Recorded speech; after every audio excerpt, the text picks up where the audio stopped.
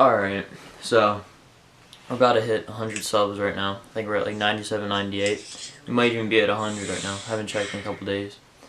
But I was gonna say, we had a comment, and a viewer said that they wanna know what we need, or what you need to start bass fishing. So I'm gonna tell you what I started with.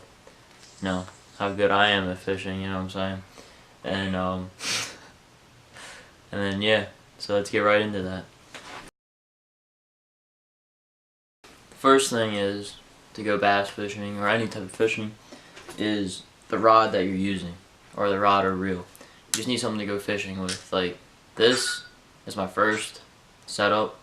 I can say I don't really remember getting it. I'm pretty sure I got it in a fishing tournament for like bluegill, because I was like 5 or 6. And it's I don't even know what that is, but it's on a Zebco rod.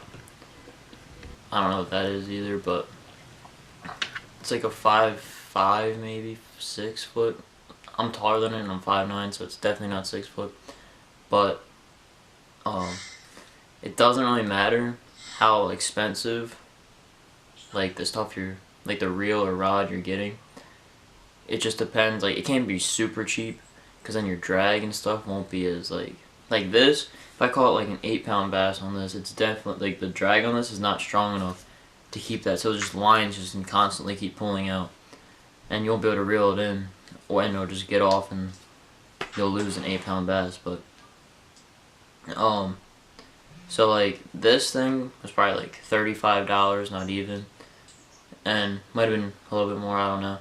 But it doesn't have anything, like nothing has to be over $50. Like, that's what I've found out. Like, I have 4 or 5 bait casters right now, and to be honest, like the cheapest one I have is like $50, and the most expensive is $99, and there's really barely a difference in it. Like, there's like no difference at all. So I'm gonna show you them. Alright, so the reels, like, this is my way of like showing you that it doesn't really matter the price of the reel, really, as long as it's not like $20. I mean, that could even be fine, but I think this is my cheapest reel, and it's $50. Might even be cheaper than that, to be honest. I don't know. But I got a combo that was $60 with this, so it was probably cheaper than $50. And this would be my second cheapest. I think, yeah, this one's more expensive, I'm pretty sure. But there's barely a difference. Like, this is the Abu Garcia Silver Max. And like, the only difference here is, like, it has this on and off button, like right there. And like, if I turn this on, like, it just automatically pop back up by itself when you try to, like, I forget what that's called, but yeah. So when it's off, it just stays down like a normal rod, normal reel would. So yeah, I personally, I don't even like that. I don't ever use it. I always keep it off, because I always forget when I'm using this one when I do it. So I'll do it, and then I'll just forget, and it will just stop in midair. I'm like, what was that? But yeah. But these like are barely different at all, and they're like, I don't think they're that much more expensive than the other. I think this one might be more expensive, but I don't know. But yeah. So let's get to the next one. Alright, so this is the Pro Max. So I'm pretty sure it goes like black, then silver, and then this one. So I'm pretty sure I have all 3 of them. There might be another one, I don't know. But this one's $79.99, and again, like, there's barely any difference, like, at all. Like, if you gave me this one blindfolded and all those, I wouldn't even know the difference. The only difference is the gear ratio of this one, but that doesn't have anything to do with that. Like, the price, I don't think, I'm pretty sure. So, like, yeah, like, $79.99 versus $30 and $50, there's like barely any difference at all. So for my 2 most expensive reels, they were both $99. The first one, and this is my newest one, the Shimano Canon 150. Got this at Cabela's. It's really nice. like design and everything, but there's barely a difference in like what it does. Like again, you blindfold me with this, that, and all the other three I showed you. I wouldn't be able to tell the difference except for the way like the design and it feels. And with this one, it doesn't have the braking system that you can change on this one. So yeah. So I guess this one even has less than those, I guess. And I don't know. But I just have this one with 50-pound braid, Senko, and I'm pretty sure it's a 4/0 hook. And yeah. And the reel and the rod, these came together as a combo at Cabela's. It's like a Cabela's Pro Guide IMG. I'm pretty sure this is like 7-foot medium light too. And then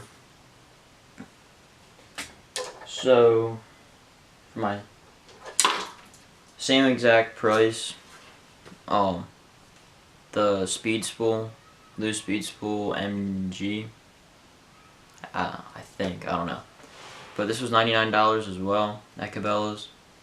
And this is my favorite reel, just the way it feels and everything. But like again, there's like, you wouldn't be able to tell the difference. Like if you only have $30, don't feel bad that you can't buy the more expensive one, because it's not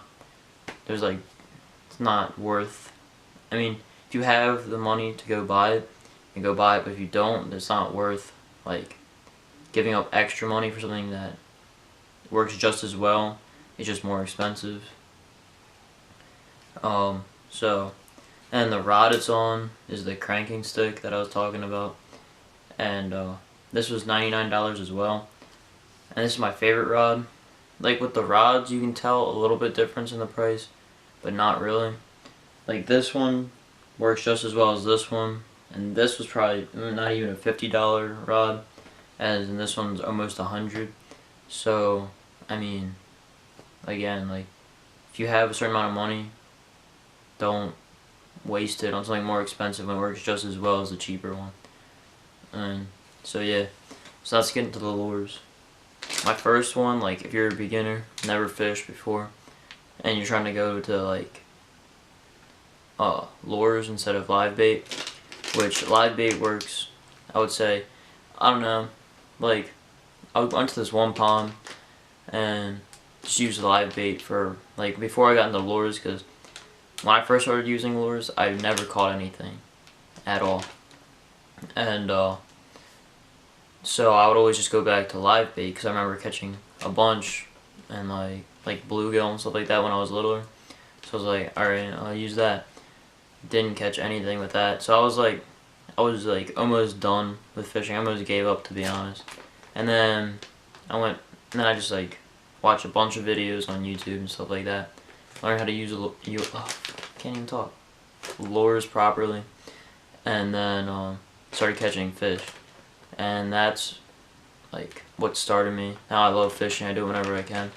So like the first, like if you're fishing at ponds, even lakes maybe, because I don't fish lakes too often. I fish a lake good, like a lot, normally once a year in Maine.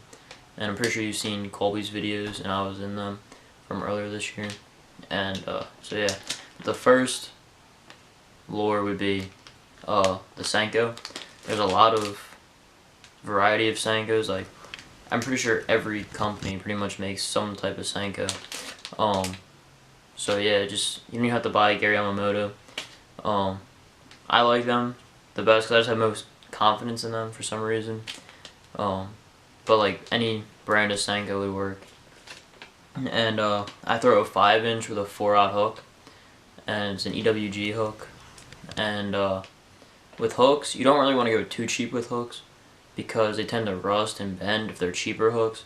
So like you don't want to spend a lot on a hook. Like there's some hooks that are like, there's like 4 for like almost $10, and that's like, why would I do that? But I forget what it's, Gamakatsu, something like, it's a brand like that, and they make really good hooks, and I think it's like $5.99 or $4.99 for a pack of 5. So it's still kind of on the pricier side, but it's like, they're good hooks. Like, they're not going to rust on you and stuff like that, and they're not going to bend easy at all. And then, secondly, for like ponds, especially in the summer, like if you're fishing small ponds, maybe even large ponds. I've never fished like a huge pond. Like the Zoom pink trickworm, if you wacky rig this, it works great. Like, you'll catch a fish almost like every cast. Some days, and then some days you won't. And you just have to switch it up. But most of the time during the summer, especially when it's really hot out, they tend to bite this more. You just need something slow and subtle, and this does it. And if you want to spin it, like speeding it up a little bit, you can put a jig head on it, or just put a little weight on the end of the hook that you're using. Doesn't have to be anything fancy as long as it catches fish. And then I found out this worked, which I didn't think it was gonna work. But if you take Zoom ribbon-tail worm, it doesn't have to be Zoom, just any ribbon-tail worm, and put a jig head on there, it will work like a lot. Like, it still works. Like if the days are like rough, I throw one of these and I normally catch fish. Like even in the winter, I was catching fish on it. This past, I think it was last month, and so yeah. And then for hard baits, got the crankbait. This is a shallow diving KVD crankbait. I normally, like with smaller ponds, especially when I live in Delaware, so like I don't throw anything like huge, because you won't really catch anything unless you're fishing somewhere there's huge fish, which I really haven't in Delaware. But this color right here, I think it's like Tennessee shad or something like that, works really good from where I live. So yeah, so you're gonna want to have a square bill, and second hard bait would be a lipless crankbait. This is a KVD red-eyed shad, and this works really good. I think my favorite color, I lost that recently, never got a new one, and it's a sexy shad. It works really good. I kept crushing fish on that. So yeah. And then in the summer, or late spring, even when the moss starts to grow on top of the water, frog, it's like the most fun way to fish for me. And you catch so many fish on this. You miss a lot too, which is frustrating, but you just gotta keep going through it. And you're gonna catch a fish, and it's so fun. Once you catch your first frog fish, you're gonna love it. For hook size,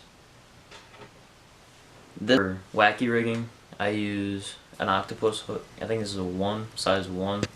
I like a little bit bigger octopus hooks because they work better for wacky rigging. And I just have most confidence in it for me, personally. Alright, those lures I just showed you have worked for me, personally.